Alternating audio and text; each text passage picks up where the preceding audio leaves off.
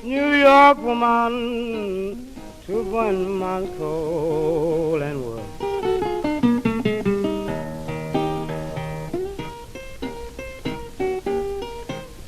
I'm gonna get me a New York woman to burn my coal and wood. I've got a brand new skillet. Gonna get me a brand new lad. I've got a brand new skillet. Gonna get me a brand new lad. Gonna get me a New York woman for to burn my southern bread.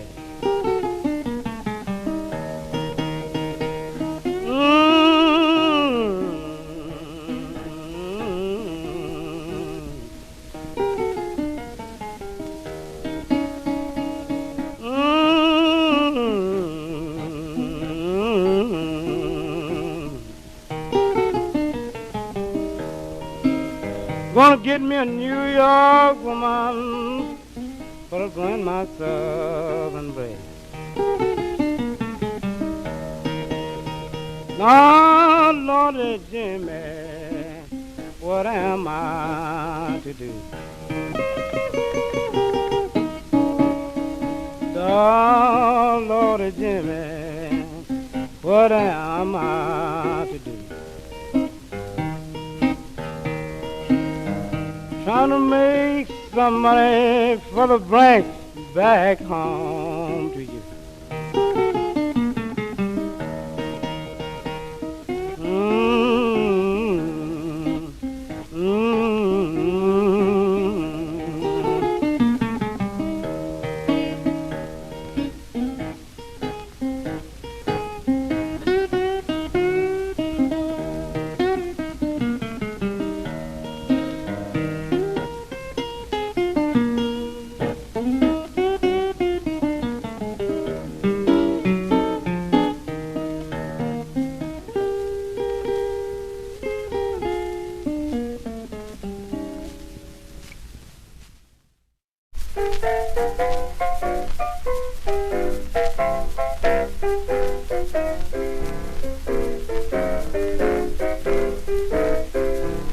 When you lose your money, don't lose your mind. When you lose your money, don't lose your mind. When you lose your good man, please don't mess with mine. I'm gonna buy me a bulldog to watch my man while he sleeps. I'm gonna buy me a bulldog to watch my man while he sleeps. Men are so doggone crooked, I'm afraid he might make a 4-day creep. Tell you why a married woman is so crazy about a right young man. Tell you why a married woman is so crazy about a right young man. If her husband dies, she can raise that boy to her hand. Lord, today, tell you this girl ain't going to tell you nothing else. Tell you this girl ain't going to tell you nothing else. Any woman's a fool to think she's got a whole man by herself.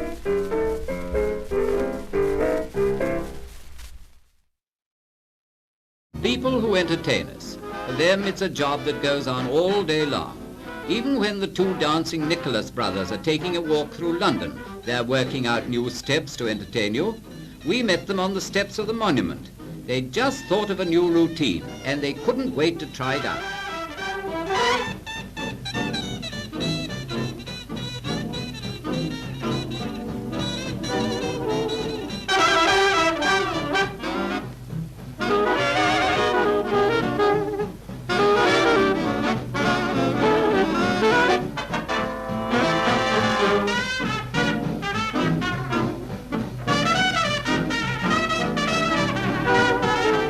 It's not quite right yet.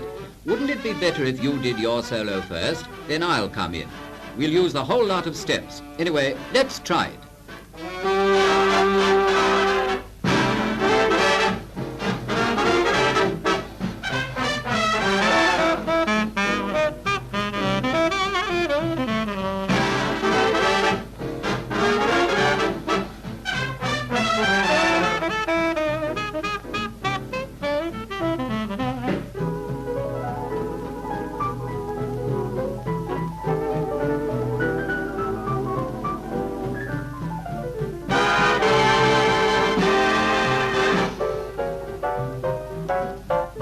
London looks on at another great free show, a show by the folks whose jobs are dedicated to your entertainment.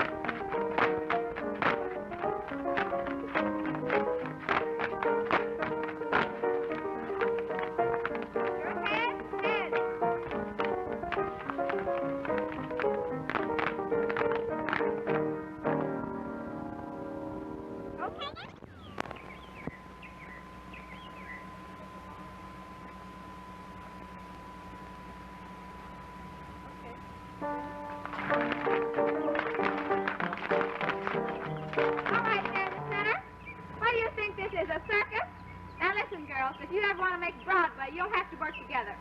Now, come on, once more from the beginning. Ready? And... That's better. Now, stand it up. Let's see a nice smile. Get some pep into it.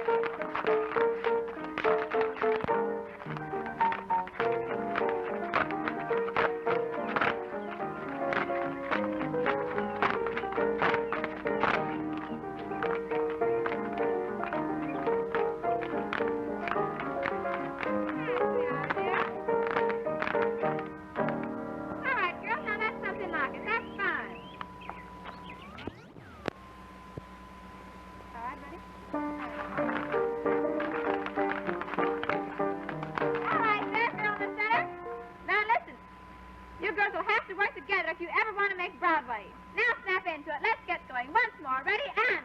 One. That's more like it. That's the time. Nice smile.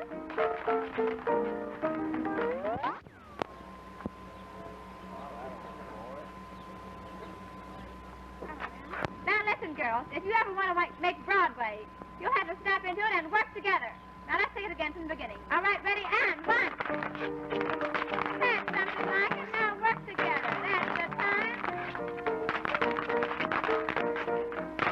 All right.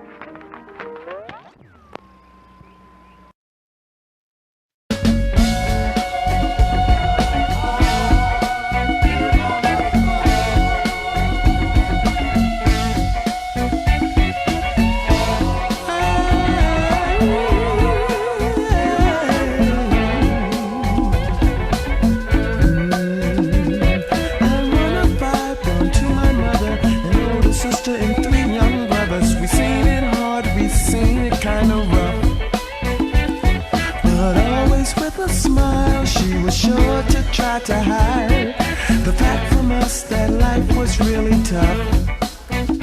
I can hear my mother call, I can hear my mother call. Late at night I hear a call, on the Lord I hear a call. She said, Father, Father, it's for the kids. Any and everything I did, please, please don't judge me too strong. Lord knows I meant no wrong. Lord knows I meant no wrong. Then the devil sang, would you like to dance with me? We're doing the cosmic slop. Would you like to dance with me? We're doing the cosmic slop. Would you like to dance with me? We're doing the cosmic slop. She was going all through the ghettos. Tricks would come and then they go. The neighbors would talk and call her Jezebel, but always with a smile. She was sure to try to hide the facts from us that she was catching hell. Hey, hear my mother call. I can hear my mother call. Late at night I hear a call. Oh the Lord, I hear a call. She says, Father, Father, it's for the kids. Any and everything I did, please, please don't judge me too strong. Lord knows I meant no wrong.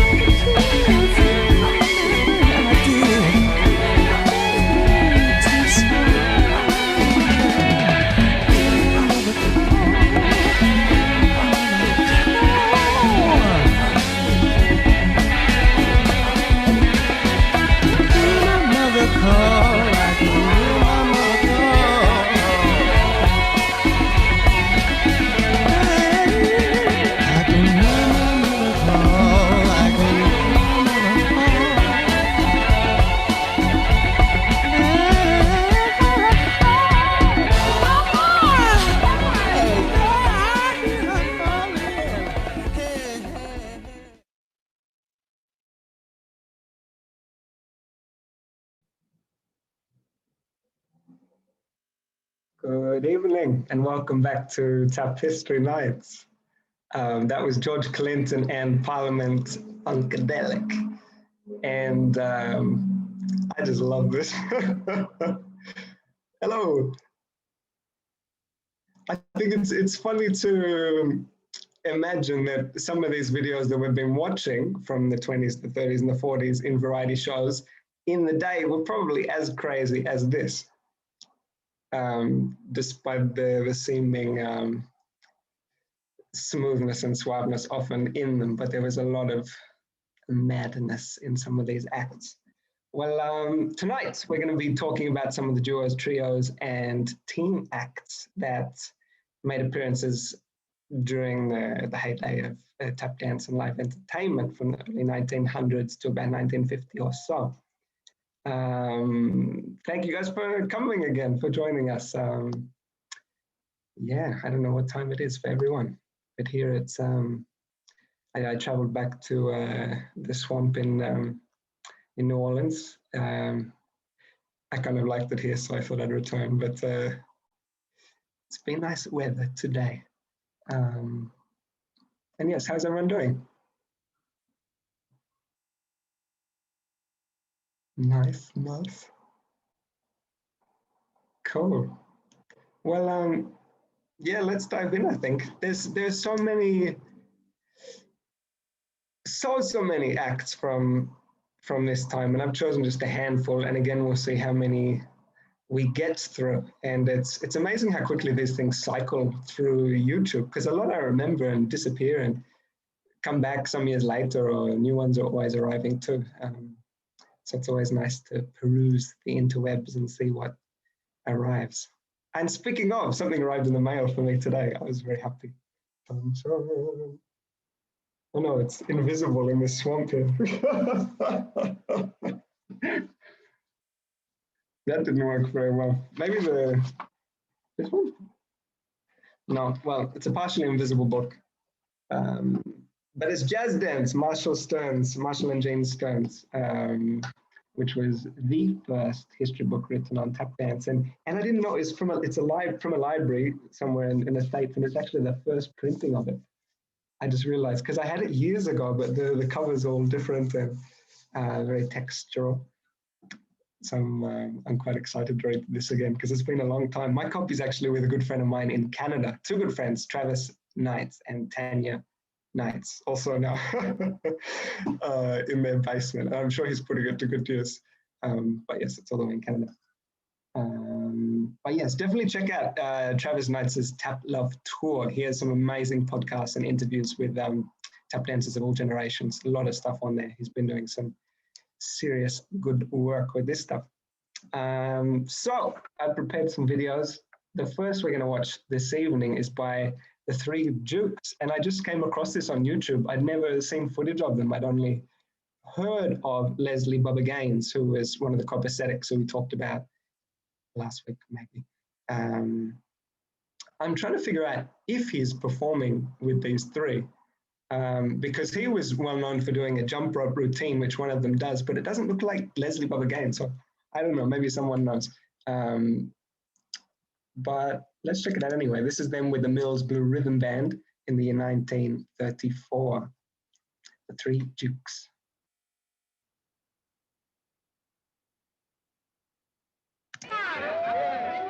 Hey, what is this, a raid? Oh, we just come to help celebrate.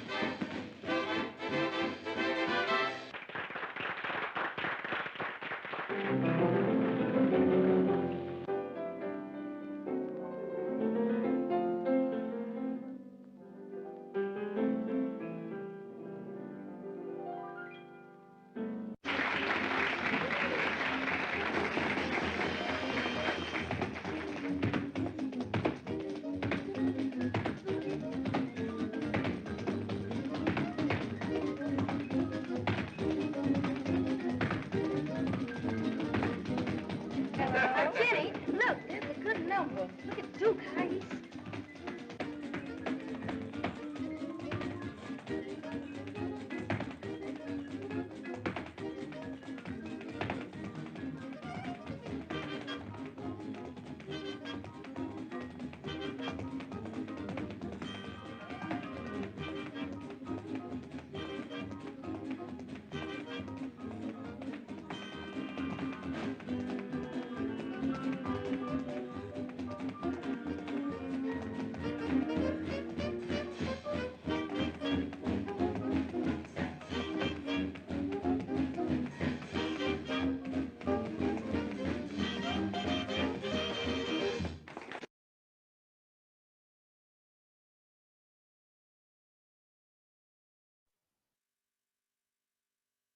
Yeah, so that was the Three Dukes. That's Bubba Gaines, Pi Russell, and Hutchinson.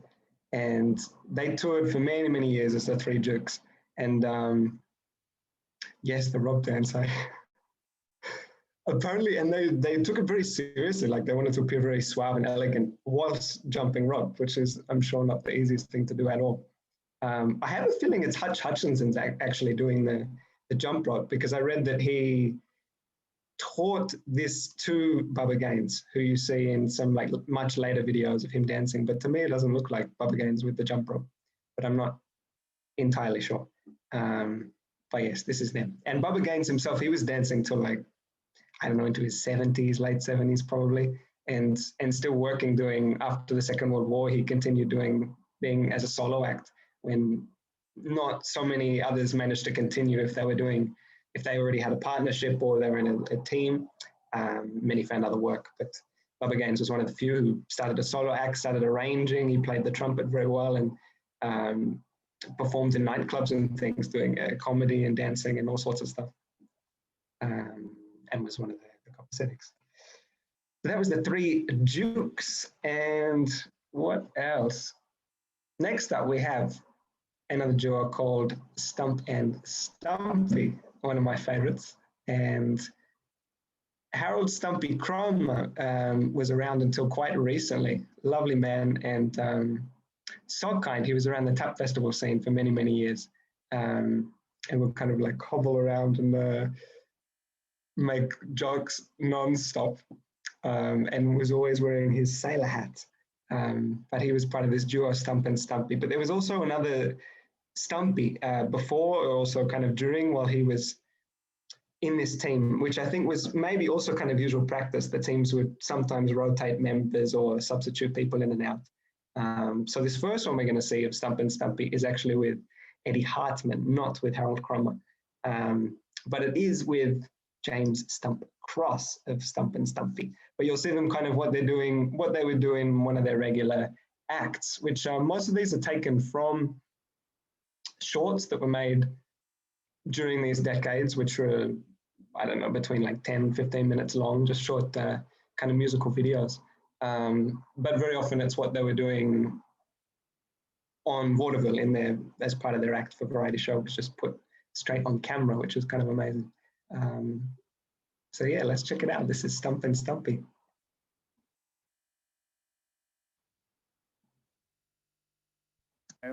Stump and Stumpy.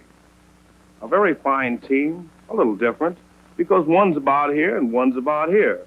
But you put them both together, you've really got something. Here they are.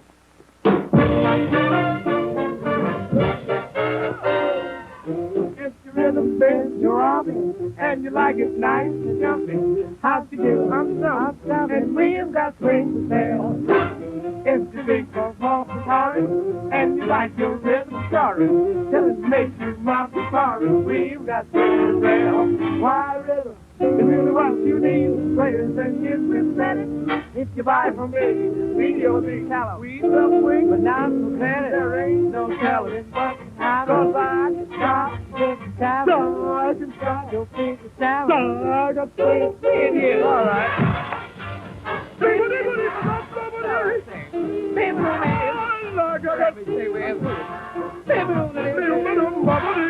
You gotta let me sing. I got the crank. Now, don't sing it like that. I'm gonna sing. You gotta let me sing now. We've got swing for sale. Don't you know, rhythm? I really what you need. Please let this with better. And if you buy from me, video this. Oh, we can start. You can hear that beat about digging in that. We can start your fingers tapping. We've got swing for sale. I'll get her. Oh, the way you dig it, huh? We've got swing for sale. Ow!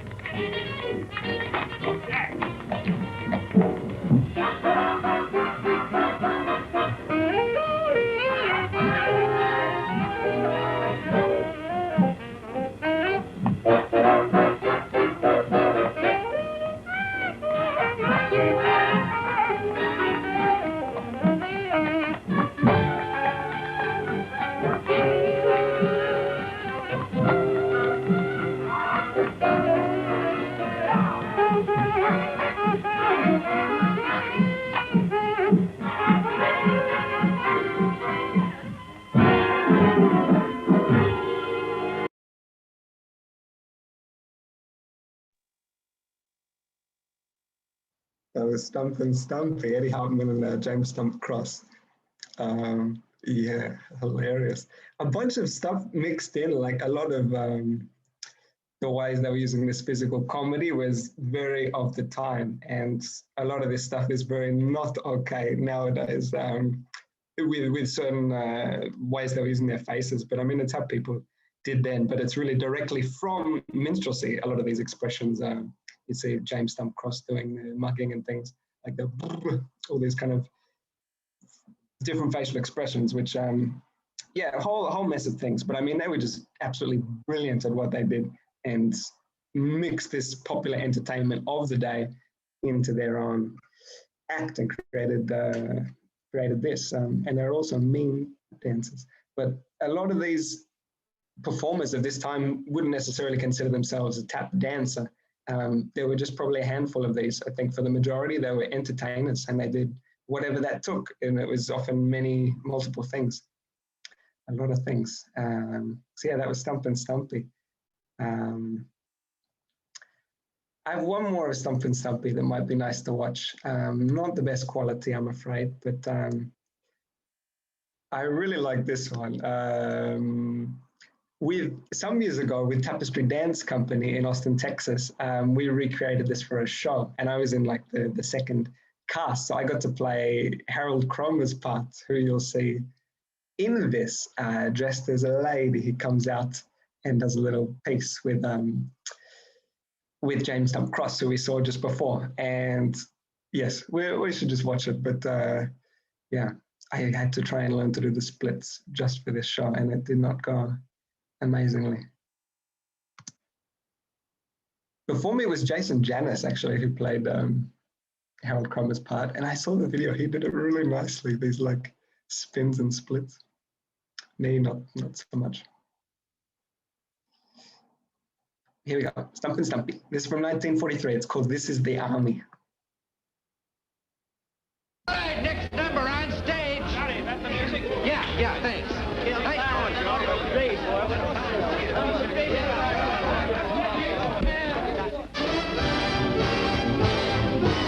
Beans, Babadoot, rather the suit. There's a change in fashion that shows.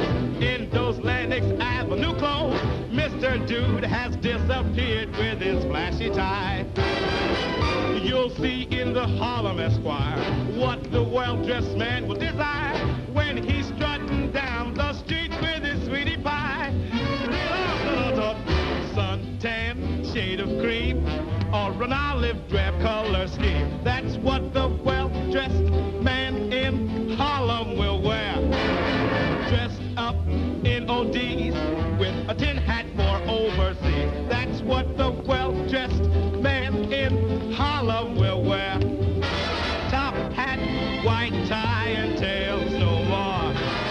They've been put away till after the war.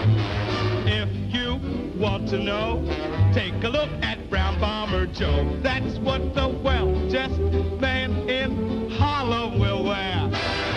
Suntan, shade of green, all that olive dress color. That's what the well-dressed man in Harlem will wear. And really on the base stuff, with the tin hat for overseas. That's what the well-dressed man in Harlem will wear. And top hat, white tie, and tails no more.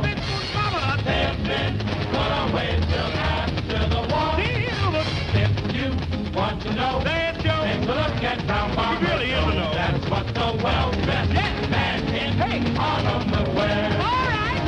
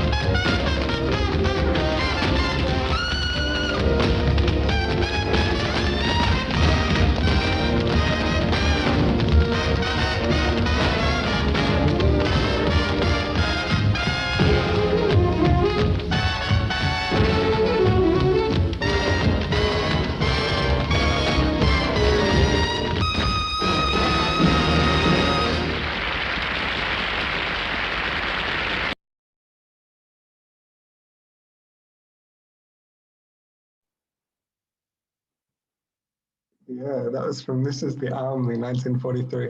Strange clip there. I guess essentially glorifying the army, telling all of Harlem to sign up and don the new lovely uniform so you can strut around looking good and get to fight, good fight. But this was a film, but I think actually there was maybe a live version of this show also, and similar things during the Second World War. The shows would go on tour and go to the camps of the soldiers and perform as like entertainment for the soldiers. And a lot of very well-known performers did this, of all kinds. Yeah, a lot of stuff going on. Okay, let's check out this next duo called, it now feels a bit like a variety show because it's all just X, but this is how it was. I mean, you'd pay your, whatever, 2 nickels and a dime or something and go see your variety show, which ran 4 times a day. That ran for like 90 minutes, 2 hours, and you just see act, one after the other. Like going to the movies, but this was before the movies. Then movies started coming in, and they, for a while, they kind of coexisted, and you'd have like maybe a short film, like some of these short films we've been watching would be an introduction to a live act.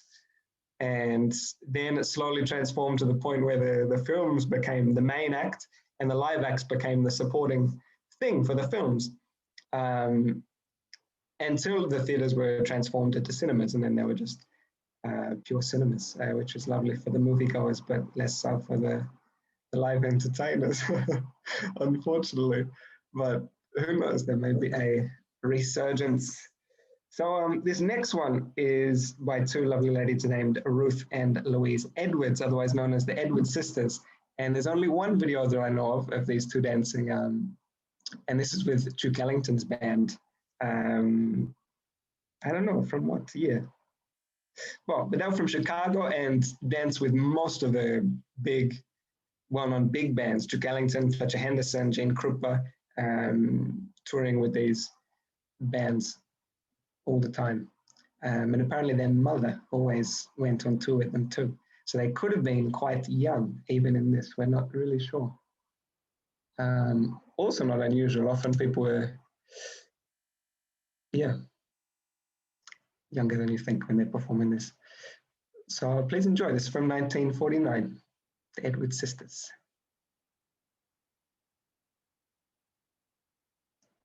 And now into the realm of terpsichore with two very fine young dancers, the Edwards sisters.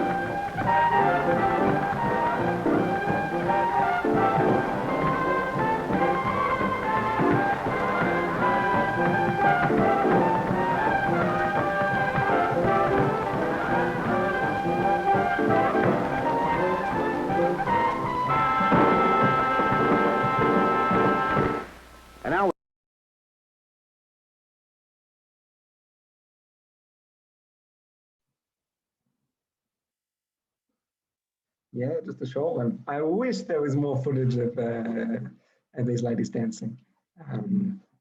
But something may appear one day, we can hope. Moving right along, we have one of probably the most well-known and popular acts of the day, and they were known as the Berry Brothers.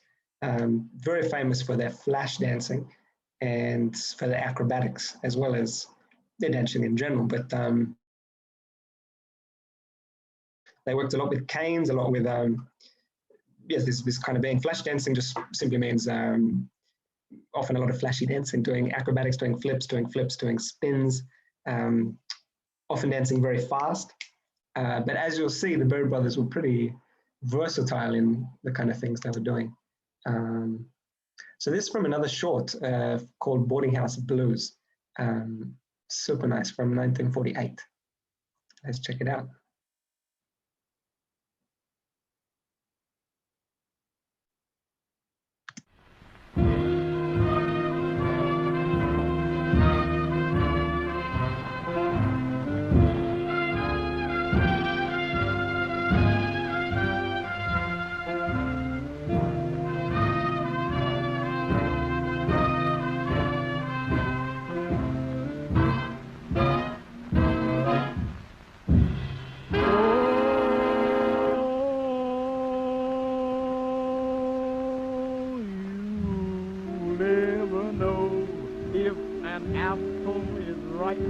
Until you bite it. You bite it up. Oh, you never know if fire's going to burn until you light it. You light it. You strike a little match and you light it. Hey, you never know what it means to be blue until you lost an old friend. You'll never know just how long it's been going until you have reached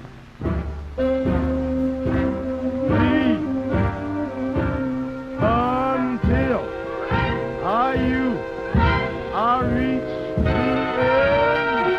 You never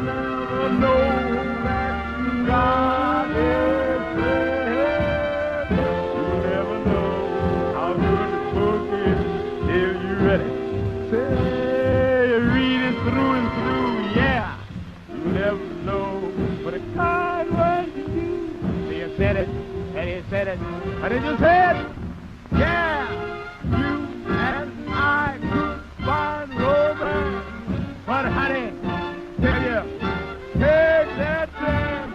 You never, ever, ever, never know. You never, ever, never know. You never, never, never, ever.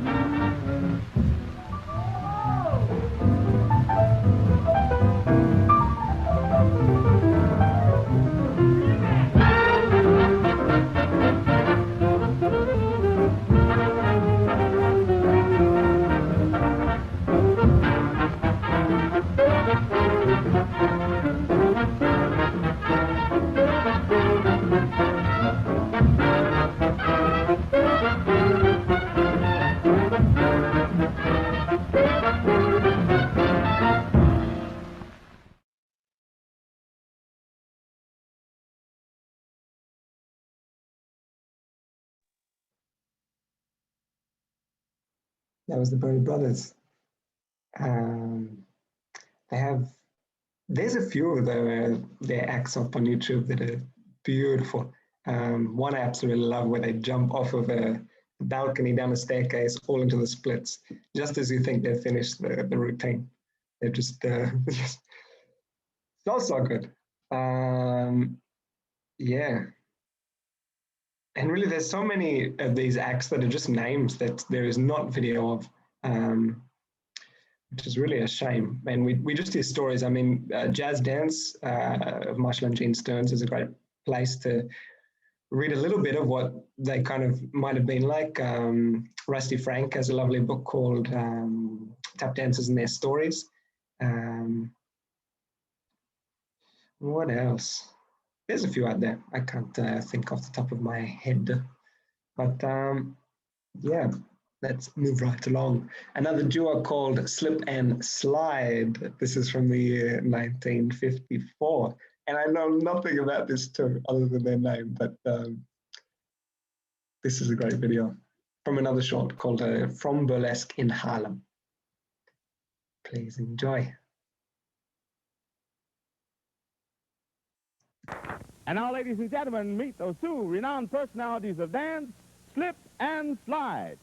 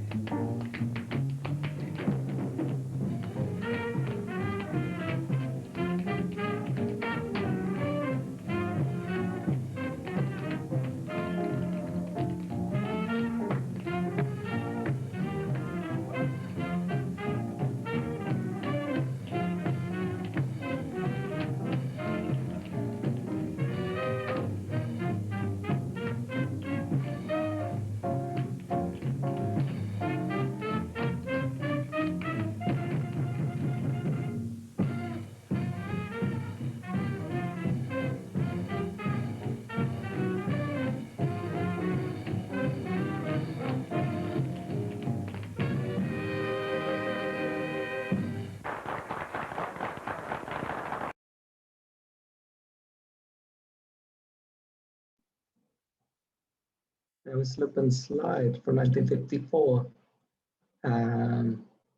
You might have noticed some mystery sounds happening with their feet. And I think this is probably because they recorded the taps after recording the video. Often they'd go into the studio after they had the thing filmed, and the people would go in there and try and match the sounds with their feet. The trouble was this wasn't always successful, especially if they were there was a little bit of improvisation going on in the act. But it's hard to say. From what I hear, it sounds like most of the acts were pretty tightly choreographed for the most part, and it wouldn't change very much at all, if at all. But there were a handful of performers, I'm sure, who were a bit loose with this, and a few even who their routine was completely improvised, such as Teddy Hale or maybe Lawrence very often. So next up, we have a swing dancing duo by the name of Shorty George and Big Bea. And maybe I'll pass over to you, Mona, if you'd like to introduce this one. Sounds great. Hey, everybody. It is so nice to be back. I'm quite moved, actually, because the last clip and every single clip ever that is found here at these wonderful evenings. It's just so beautiful, and I always feel this is exactly what I should be doing with my time. This is an education. I always feel that I'm a better dancer after spending some time with these masters, these elders, and of course, that was so beautiful. Did you see what they were doing? They were such dancers. They were really dancing, and wow, that was stunning. I gotta watch that one many more times and steal a bunch of steps. Anyway, we're going to talk about some swing dancing. And you already saw during the Berry Brothers clip, you saw that kind of swinging out motion where they kind of came together and then they went apart. And you saw some boogie back and boogie forward, these vernacular, everyday jazz steps. So this clip, Shorty George is one of the first generation Lindy Hoppers. He's actually the one that coined the term or the word, the label, Lindy Hop. You saw a newspaper clipping of Charles Lindbergh making his historic cross-Atlantic flight, and it was Lindy Hops the Atlantic. And at the time, George Snowden and his partner Maddie Purnell, they had just won a dance marathon. They actually split the winning with another couple, but that was a big thing at the time. It was a huge thrill for people to imagine folks dancing themselves to forever and ever and ever, for days on end, actually, like up to 17, 18, 19 days straight with some little rest. Anyway, they won this huge dance marathon, and they were being interviewed, and he, of course, just off the top of his head, the Lindy Hop. What is that dance you're doing? And the dance really grew out of improvisation and kind of making it work in the moment during these marathons where you were dancing forever. And there were also these spotlights where you might win some extra dough, some extra cash if you won these like pop-up competitions. And him and his partner, he won a lot. So they had to innovate. They had to. Was there a lot of competitions? Competition. There was a competition at the Savoy Ballroom like every night. Oh, wow. Or especially on the weekends. It was a huge part of the dance and how it evolved and how people kind of pushed and stole, and it's just a natural part of I think Lindy Hop is this competitive spirit somehow. At the same time, it's very social and very much a social jazz dance, like a community expression of the music. That being said, this is a clip from 1937. This is maybe a later partnership. George Snowden, he was that first generation, Frankie Manning, Mildred Cruz, that kind of Lindy's Hoppin' Maniacs, they were like the second generation, you could say, and so on and so forth. But Big B, she was much taller. You'll see there's that instant comedic effect in their pairing, and he's known for doing this little step, the Shorty George, and you'll see that as well. And I could certainly tell you more about him. His doctor told him he had to quit dancing because it was wreaking havoc on his body, and he did have to retire. It's, as you can see, all the bouncing and acrobatics, of course. We'll leave it at that. I think I don't know actually enough about this clip. It's one of the little shorts. I did want to say you all should read Cab Calloway's book, if you get a chance, of Minnie the Moocher and Me, because he talks a lot about these variety shows and, traveling with the USO and a lot of these acts that you're seeing through these Tap History Nights, they all perform together, as Tommy's saying. And it's just a great resource, talking about the Cotton Club, and vaudeville and these origins. Tommy, I think you can take it away. Just beep, turn me off. And let's check out this clip. I might have something to say after, but here we go.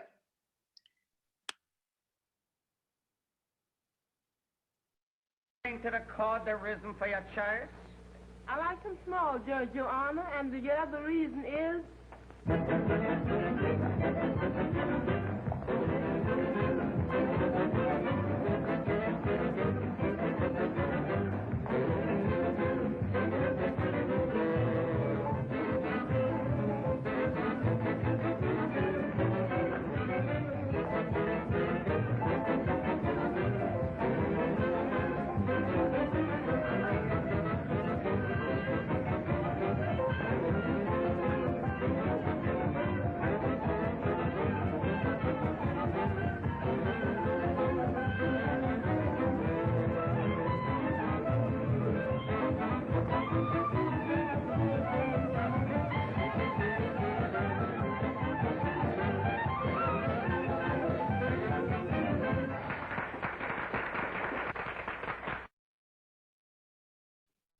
So that's a short one. But you saw him carrying his partner off, Big B, on his back. And the story goes, Mr. Frankie Manning, he talked about seeing that little moment and getting the idea that he might flip his partner over and she would land on her feet. And that was kind of that moment, the first air step. And that in itself is a great story of how Frankie and his partner practiced and worked that one out before they busted it out in competition at the Savoy. But yeah, competition really brought out the best in the young dancers because they were one-upping each other and they were like, joking around and just being like talking smack and just like being a bunch of kids. They really were that had that youthful energy and that natural camaraderie and yet that really pushed the dance and its movements along. Yeah, that's beautiful. So if you want to know more about Lindy Hop, you know where to go and keep coming back. If anybody has any questions, you're welcome to put them in the chat. But yeah, I think we'll leave it at that. Thank you, Tommy. Thank you. Ramona, stop that, ladies and gentlemen.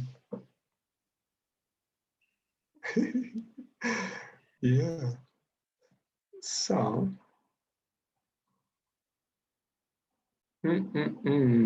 What next?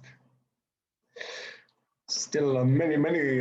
So let's watch one more duo. This we've seen these two dances before, but I don't think this video before. This is from a film called Varsity Show in 1937, and it is Buck and Bubbles. Thank you, Mona.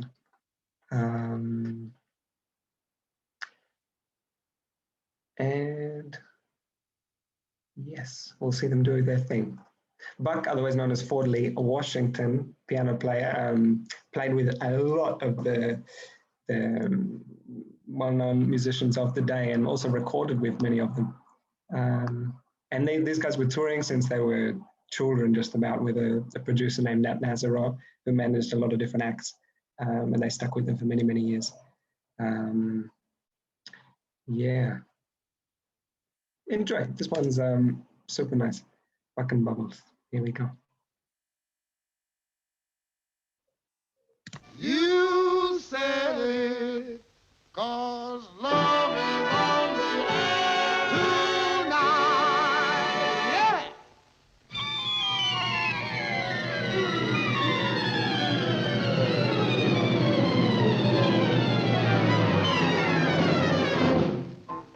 Have you got any castles you want me to build, Bucky boy? Have you got any dragons you want to have killed, Bucky boy? I'll get into my 7-leg boots. I'll get into my bulletproof suits. I'll get out my revolver that shoots and rat-a-tat-tat. And now they'll go. Have you got any mortgages you want to have paid, Bucky boy? Have you got any villains you want to have laid to rest? After all your adventures are through, you'll bring home a jacket or two. You can tell all the papers you did it because I love you.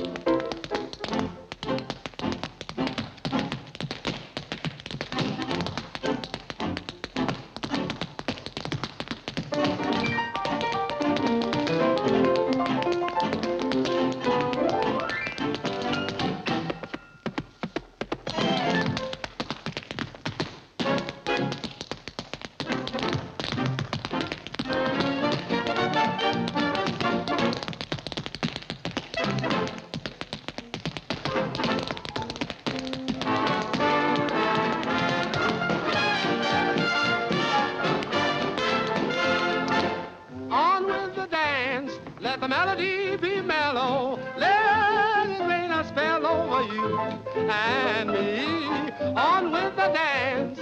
When they play a love song for us, my heart will sing the chorus so tenderly. Down from the ceiling, let it come stealing that flood of colored light like a rainbow in the night. When there's romance in each note that the band is playing, you can't blame me for staying on with the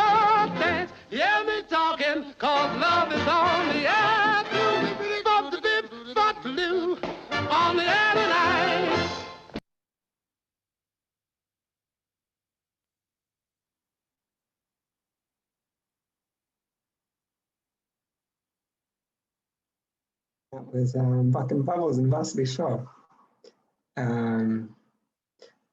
Yeah, so good.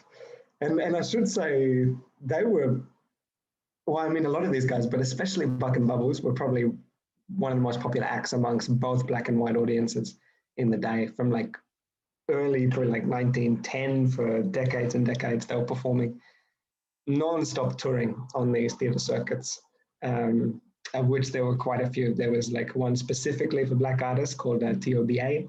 There was several other circuits for just white performers, and some people managed to cross over.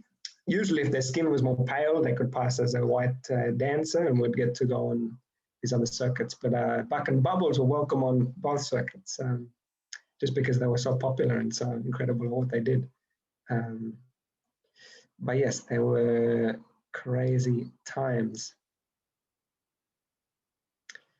And yeah, John Bubbles is actually, amongst tap dancers, very often credited with kind of spurring on bebop music and the movement in bebop. And they say his syncopations and the way he was using rhythms were 10, 20 years ahead of the time.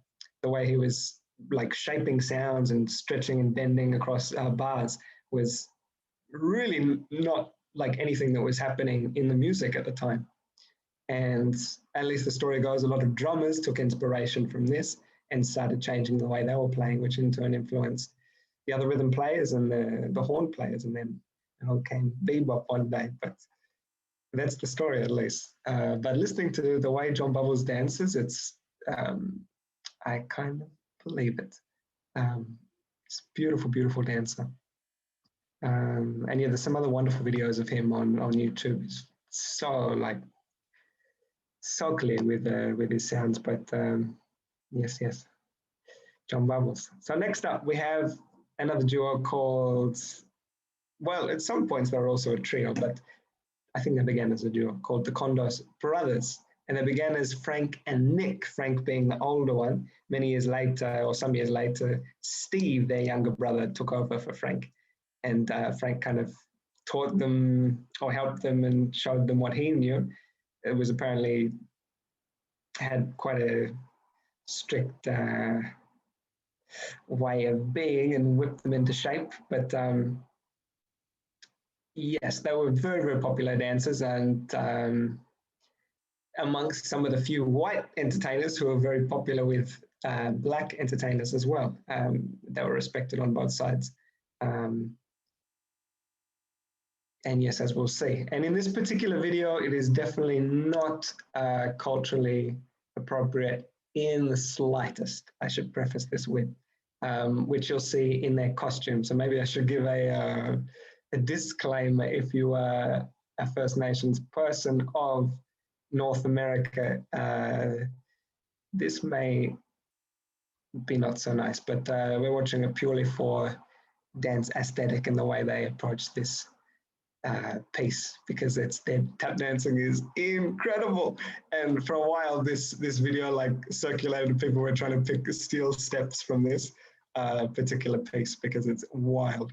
And they were actually, I mean, as with each of the acts, they kind of had their things that they became well known for. And for the Condos brothers, very often Nick's thing was doing wings, and doing wings quickly, and then doing 5-count wings, like where you do a wing and a shuffle all in the air before landing again, which I don't know if he invented these or not, but he puts them to very good use here. Steve, on the other hand, loved his rolls, which we'll see and hear. And he was very passionate about these, which you can hear in, there's a great documentary about tap, I'm surely mentioned before. You'll hear Steve talking, and very, very passionate man, and loved his music and dance. And yeah, let's check it out. This is from Happy Landing in the year 1938, the Condos Brothers.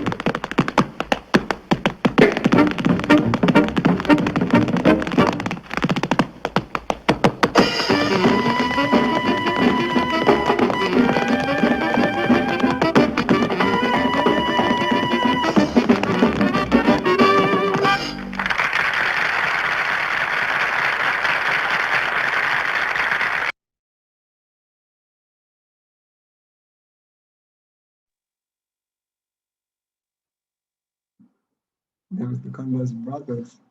Those wings! Yeah. But I dig Steve's. He's so smooth in a strange kind of way. Like bends his legs and just kind of glides around. But this, I mean, their way of dancing, I think, was years ahead of stuff that was happening. But it's, yeah, a lot of stuff going on. I didn't notice until maybe not so much in this clip, but my teacher Grant Swift pointed out that whenever in Condos by the routines, they do like all this incredible dancing and seem so balanced and smooth, and then they finish with a pose, and then kind of a shaking as they finish and can't quite manage to hold the pose, which is hilarious, and it's in most of their videos. But yeah, great stuff in there. What else was I thinking? I don't know. Yeah, anywho. Tommy. Yes. They grew up in Philly. They It's grew true. up like across from a theater. So they were just like constantly seeing all these great acts. Yeah, I heard that too. And I think that's worth saying. You know, were they like really working? I think their dad or someone owned a diner just opposite. Yep, that's what I'm pretty sure that's what I remember. Yeah, true. And I think they had a lot of like the performers from that would come and eat because they're at their diner because it was open at all hours of the day and night. And yeah, and I sorry.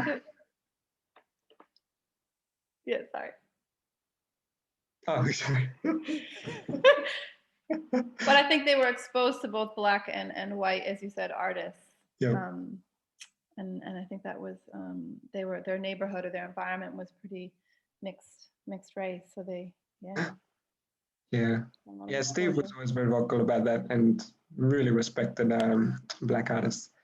I was thinking about that watching Buck and Bubbles before as well, because Bubbles is credited with a lot, and I mean was just so respected by everyone in the entertainment industry. And there's a few stories of him actually teaching people such as Fred Astaire, who he said he charged Bubbles charged Fred Astaire an exorbitant amount of money to do a private class. And they never spoke about it. And there was, I think Fred Astaire, he wrote an autobiography or someone wrote his biography, probably autobiography. And Bubbles, of course, was not mentioned. And Marshall Stones, who wrote Jazz Dance, wrote a letter to Fred Astaire asking, so what happened to the bit about Bubbles? And he responded something like, oh, it must have got cut out of the final edition. But this, unfortunately, was not an uncommon occurrence in those years. And I'd say a lot went on behind the scenes. And a lot of these white musicals and Broadway shows were more often than not choreographed by black artists who went uncredited. Yes. Well, how are we doing? Oh, we're still in bed because there's a few. How's everyone doing? Are we all still alive? Cool. Cute. So, well, decisions. Okay, just a few more. Let's watch this one. This is called the Three Chefs, and they're going to perform a piece called Breakfast in Rhythm. And Harlem Hotshots did a recreation of this I saw like years ago, which is so funny. They also did a recreation of it in Derek Grant's Imagine Tap with some younger dancers. I think it was like Jamani Taylor, Lee Howard, and Jason Janis were the three chefs. Very much more contemporary dance. But this, I know nothing about the people in this, and surely someone does. On YouTube, they say it's Tip Tap and Toe, but I don't think that is the case. So I don't know if anyone knows more about this, please let me know. But let's check it out. This is the three chefs. Breakfast in Rhythm.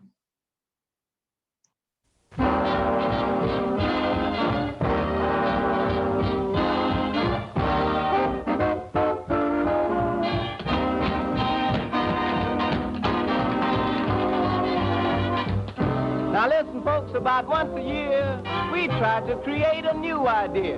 Now watch while we prepare for you a breakfast in rhythm is something new.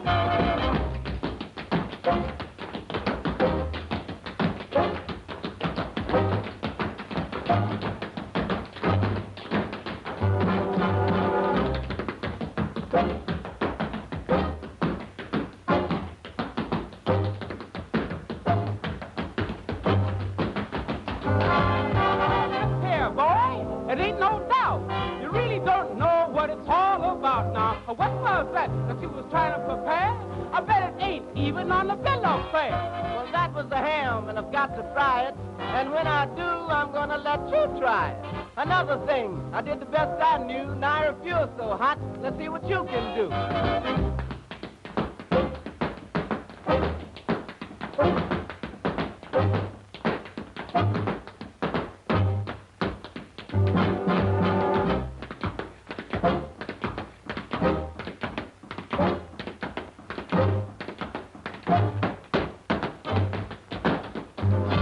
Now, cover some eggs to go with that ham. Some good hot biscuits and strawberry jam. Now, Pops, Chef, what else? I know that's the thing that goes with ham. But listen, Mr. Chef, there's the thing you forgot. The main thing in breakfast is to serve it hot. And before you give heat, there are eggs to be beat. So stood over there and watch Stump.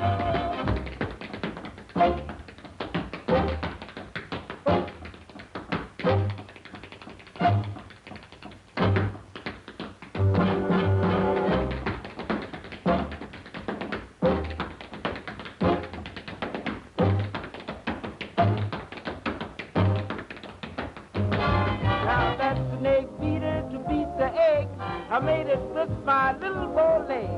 Now with the help of a little heat, we'll have a hot breakfast all ready to eat. Well, if heat is the only thing we need, the band will furnish that with plenty of speed.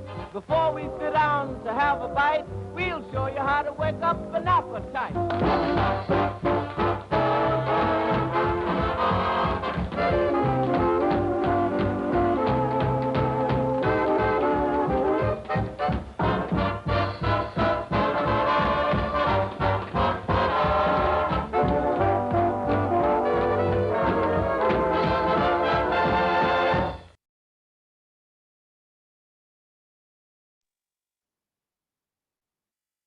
Yes, they swing so hard in this. I really like this.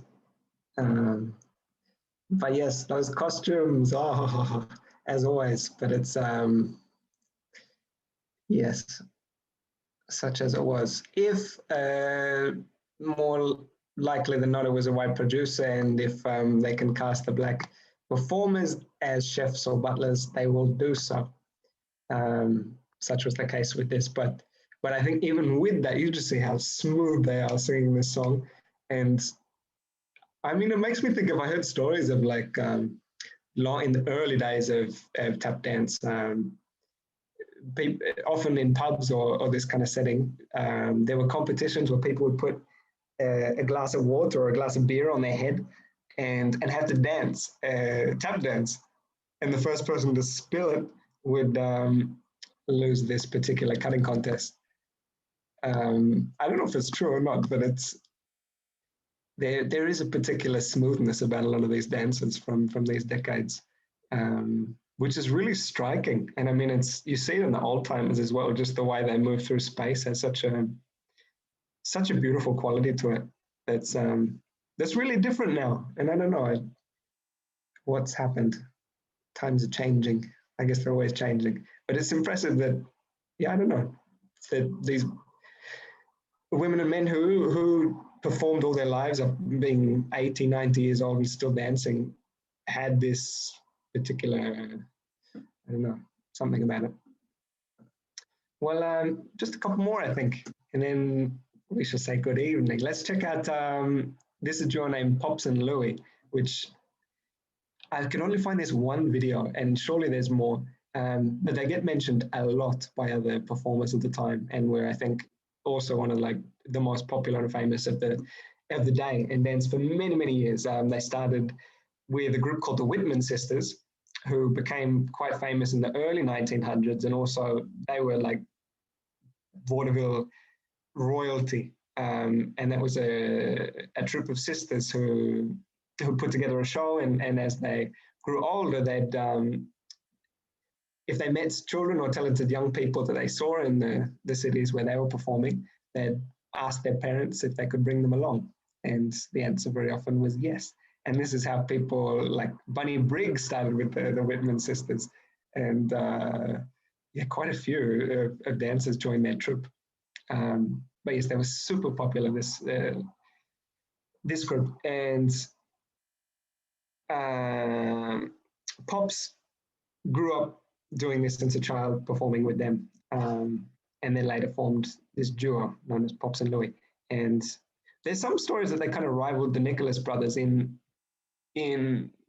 like kind of flash dance and how elegant they were whilst performing as well. And people had their favorites, of course, but they were as popular as the Nicholas brothers in the day. So I apologize, it's not such a good quality, but this is the only video we have of Pops and Louie. So let's check it out. It's from 1943, from another short called Hits Parade.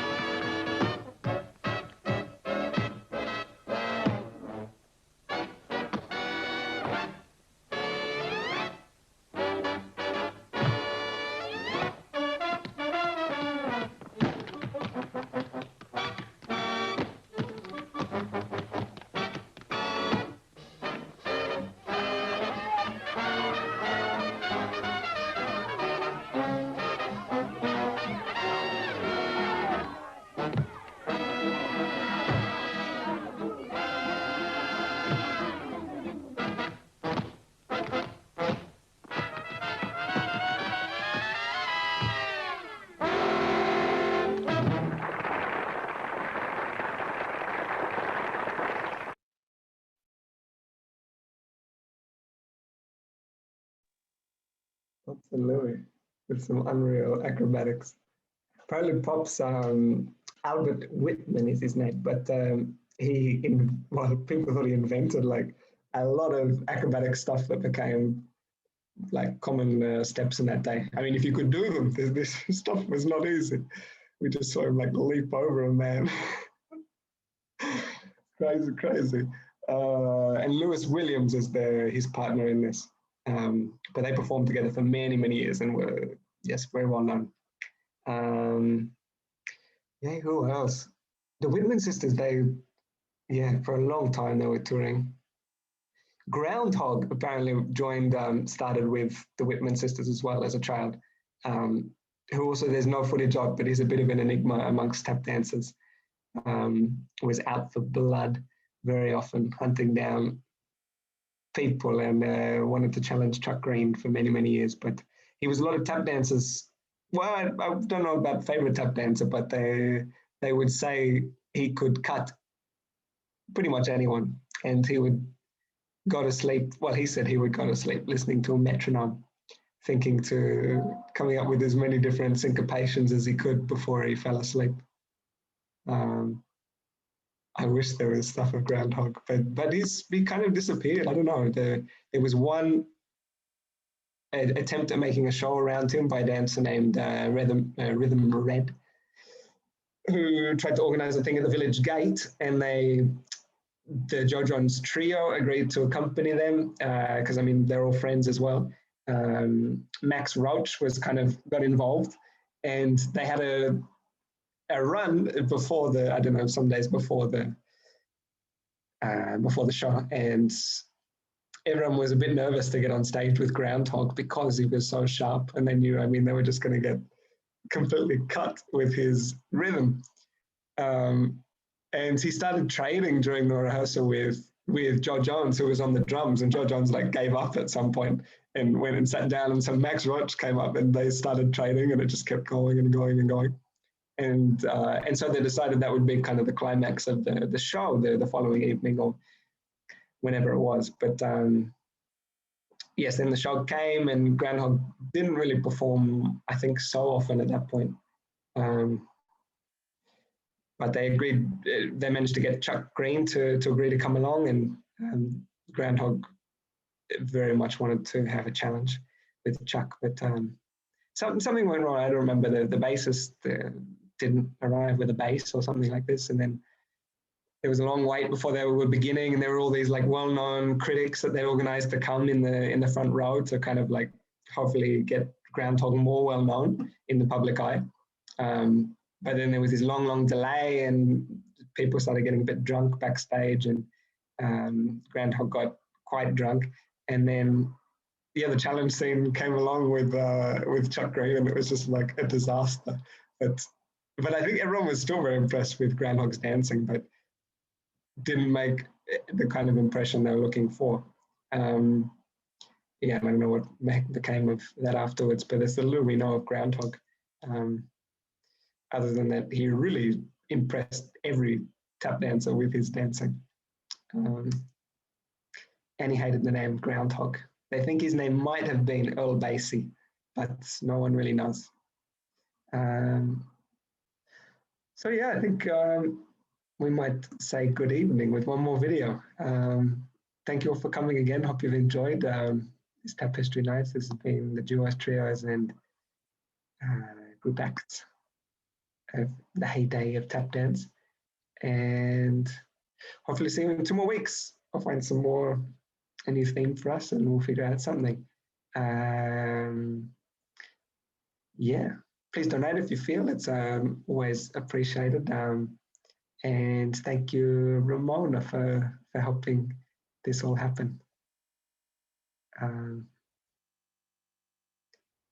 So last note, we have a very famous duo known as the Nicholas Brothers, Harold and Fayard. And this is from a film that was very popular called Stormy Weather, and it starred in a very star-studded cast. Bill Robinson, Lena Horne, a bunch of people in there. And there's now a version that's been colorized on YouTube. I don't know who made this, so we're going to check this out. And yeah, I'll stop talking. There's too many things. Please enjoy. See you soon. And that's all. Thank you again for coming.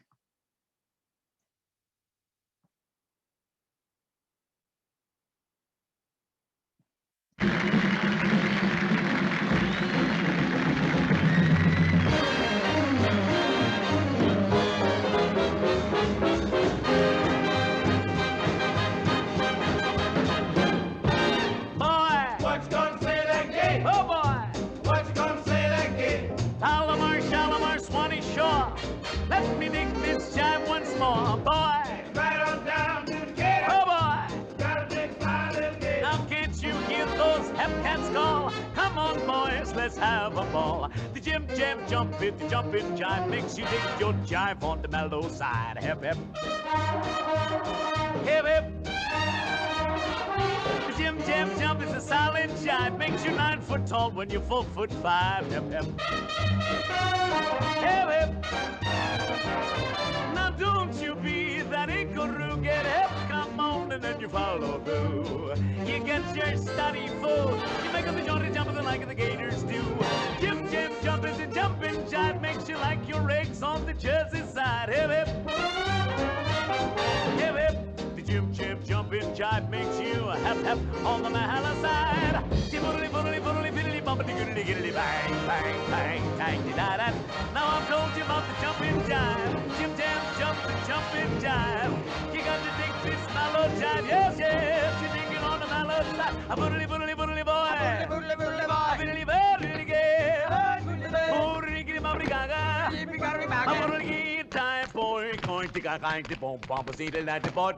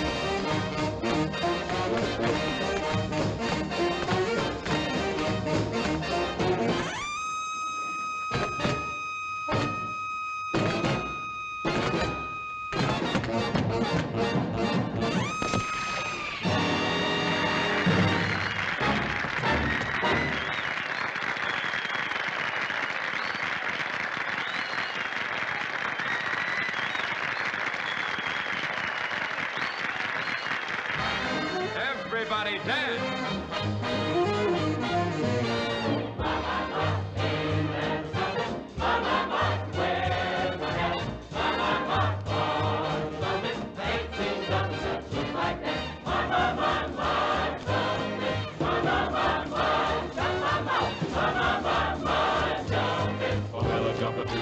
And the jumper to the star. It's really warm, it's really fun, it's really moving on. But the real solid deal, we're going to figure it out.